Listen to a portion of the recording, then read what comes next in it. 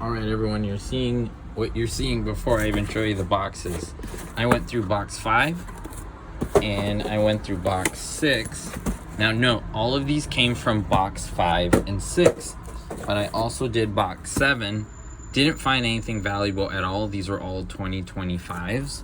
And I went through this box. These were all 2025s. Nothing valuable in that. But in the first two boxes, this is what I found. Let me start here.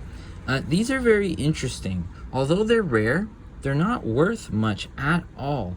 And this is kind of an enigma that I wanted to uncover. So this is a 2008 Philadelphia with a P.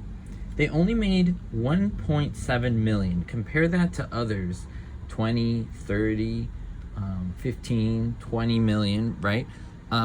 This is only worth between $1.50 and $8 depending on condition.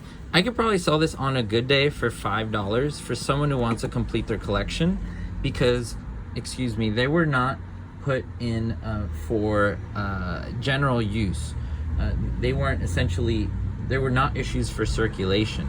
And so getting one is rare, but they're just not valuable. Same thing with this one, a 19 Philadelphia. Kind of similar avenue there. 19 Philadelphia, 1.7 million, even more rare, same. Probably on a great day, $5 there. So let's put these two aside. Now we go to some interesting coloring. Look at the blue coloring on this one. Actually though, I think it could be marker related because it's up here and here. I have to look at it closely under the microscope. This one looks like someone might have drawn on it. I want to look to see if there are strokes on it or if it's the actual metal. We'll have to see. Either then, it's worth less than $10, probably 5 to 10. This one has some nice coloring. Seems like that's kind of natural because it's not throughout the coin, it's just a little bit. It looks pretty nice. I wanted to share that with you. But here's the good stuff. Silver, 1967. This is a, silver shines a little differently. This is a Philadelphia. This is worth probably $15, somewhere in there just in silver content, 40%. Another 40%, 1969 Denver over here. Also 40%, probably worth the same. They have 40% silver, but look at the condition on this one. The condition on this one is unbelievably good.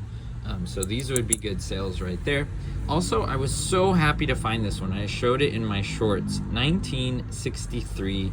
There's two big chunks that are out of here, 3 chunks. This is a Benjamin Franklin 1963 $50. Beautiful. Another chunk out there with the eagle and the Liberty Bell, $50. Beautiful D Denver Mint mark on the top. See it right there.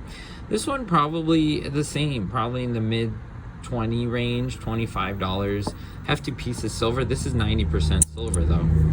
Then we have a proof. Look at the mirror proof on the back. These are stamped twice to get that mirror look, and it has to be a perfect stamp both times. If not, the coin is discarded. Handled with gloves for the people. Now it's been circulated, so you see the back has some scratches and so forth. But you will see it's a 73 San Francisco S. That's the little S right there. And on the back as well. I wanted to look at how much this is worth and tell that to you. I looked it up. Have it here in my notes. What is it? It's a 73, correct? I want to make sure I give you the right information. Yeah, so a 73 is worth about $10, $8 to $9.50. Only 2.7 million made. So this is a good one. This is a valuable one. You want to find proofs, $10 out of a 50-cent coin. So this is my haul. Very good with all the silver. Very happy with these interesting ones. Let me know what you think about this haul.